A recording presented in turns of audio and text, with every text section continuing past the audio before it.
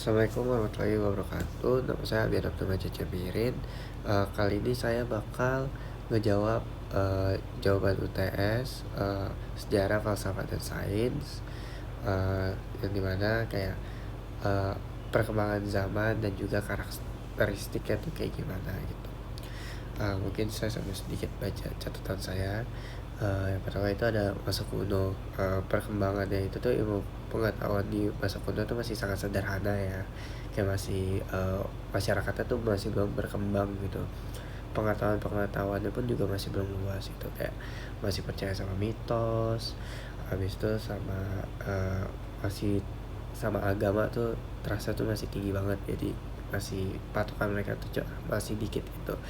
Dan orang-orang tuh kayak ngejelasin alam semesta tuh masih kayak dengan cerita-cerita dewa dewi dan kepercayaan spiritual lainnya lah gitu, kayak misalkan gunung dan patung segala macem kayak gitu. Tapi di beberapa peradabannya tuh juga udah ada yang mulai maju. Contohnya tuh kayak di Mesir, India, dan juga Cina tuh udah mulai muncul pikiran-pikiran yang logis gitu. Dan juga kayak pengamatan alamnya tuh juga udah pada bagus gitu. Kayak misalkan contoh di Mesir kuno tuh udah kenal sama matematika. Habis itu juga pengamatan sederhana tuh mereka juga udah mulai bergerak gitu di bidang medis gitu, kayak cara ngobati luka tuh peradaban Mesir kuno tuh udah tahu gitu.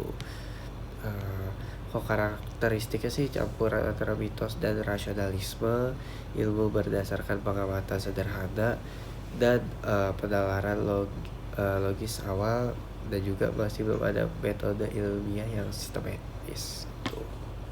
Oke, yang kedua nih ada masa klasik Yunani atau Romawi. Perkembangannya di masa ini tuh disebut awal ilmu pengetahuan rasional, dan juga tuh orang tuh udah mulai cari gitu penjelasan logis gitu, kayak kalau awalnya kan sesuatu tuh gak dipertanyakan, kok sekarang tuh udah mulai dipertanyakan gitu. Kayak misalkan ya, terutama ke fenomena alam ya, kayak yang orang-orang tuh masih bergantung pada mitos gitu. Dan juga filsafat tuh di masa klasik ini tuh jadi dasar bagi sebuah cabang ilmu pengetahuan gitu.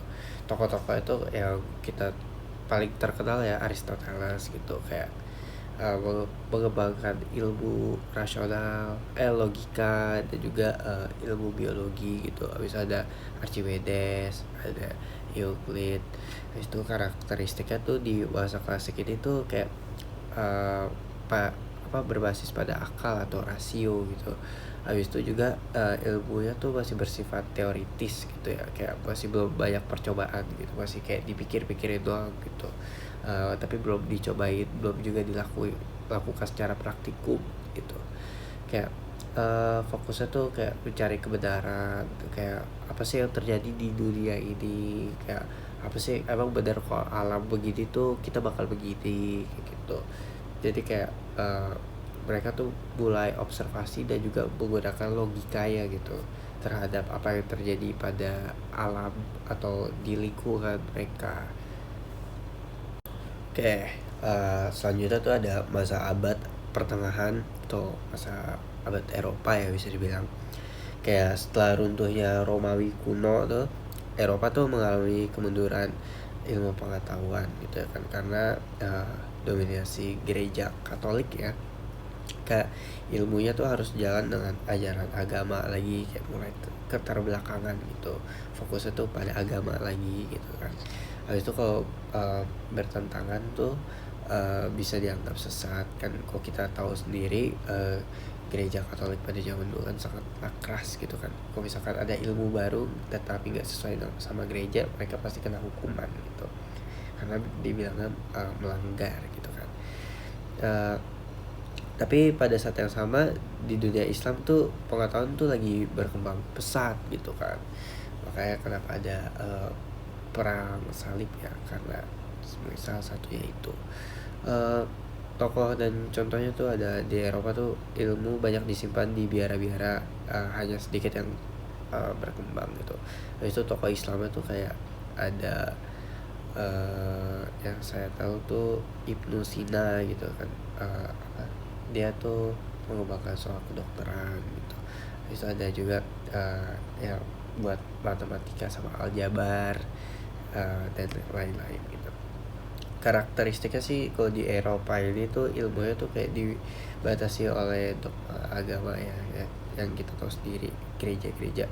Tapi kalau di dunia Islamnya tuh ilmunya tuh jadi alat untuk memahami ciptaan Tuhan gitu. Dan juga tuh berkembangnya tuh sangat maju dan sangat rasional gitu. Habis itu selanjutnya tuh ada masa keemasan Islam yang dimana tuh kayak berlangsung uh, dari abad 8 sampai abad ke-14. Habis itu ilmunya tuh berkembang pesat di Baghdad, Kairo, Andalusia atau di Spanyol. Habis itu ilmuwan Muslim tuh mengkaji ulang dan mengembangkan ilmu Yunani yang sebelumnya udah ada, dikaji ulang lagi, dipraktikin lagi apa yang bisa di uh, kembangin gitu. Habis itu kayak mereka menambahin itu dengan cara eksperimen sama observasi gitu. Habis itu tuh juga karakteristik masa keislaman Islam ini tuh kayak ilmu tuh dianggap sejalan dengan iman. Habis itu juga didorong oleh rasa ingin tahu dan tanggung jawab moral. Itu juga muncul metode ilmiah, observasi atau eksperimen yang dipakai sampai saat ini. Dan juga ada ilmu tuh bersifat terbuka dan universal gitu. Jadi ilmu itu tuh kayak bisa dipakai untuk segala hal. Yang terakhir tuh ada masa modern atau Renaissance, itu dari masa itu sampai sekarang. Yang dimana tuh perkembangannya tuh mulai sekitar abad 15 di Eropa, disebut zaman pencerahan gitu atau Renaissance sendiri, artinya itu pencerahan. Lalu ilmu pengetahuan tuh lepas dari dogma agama, udah mulai gak sesuai kayak yang sebelum-sebelumnya, kayak apa-apa tuh harus jalan dengan agama gitu. Kayak mulai berkembang melalui metode ilmiah juga, dan juga eksperimen dan teknologi. Muncul revolusi ilmiah dan teknologi yang sangat pesat gitu kan. Habis itu ada tokoh-tokoh, yaitu ada Newton, Einstein, Oppenheimer, dan masih banyak tokoh-tokohnya gitu kan. Karakteristiknya tuh berdasarkan metode ilmiah gitu, ada observasi, ada eksperimen, dan juga bisa menyimpulkan sesuatu. Ilmunya itu bersifat objektif, rasional, dan juga bebas dari mitos. Dan juga ilmu terus berkembang seiring kemajuan teknologi dan kebutuhan manusia. Oke, itu aja mungkin penjelasan singkat dari saya. Terima kasih sudah mendengarkan. Wassalamualaikum warahmatullahi wabarakatuh.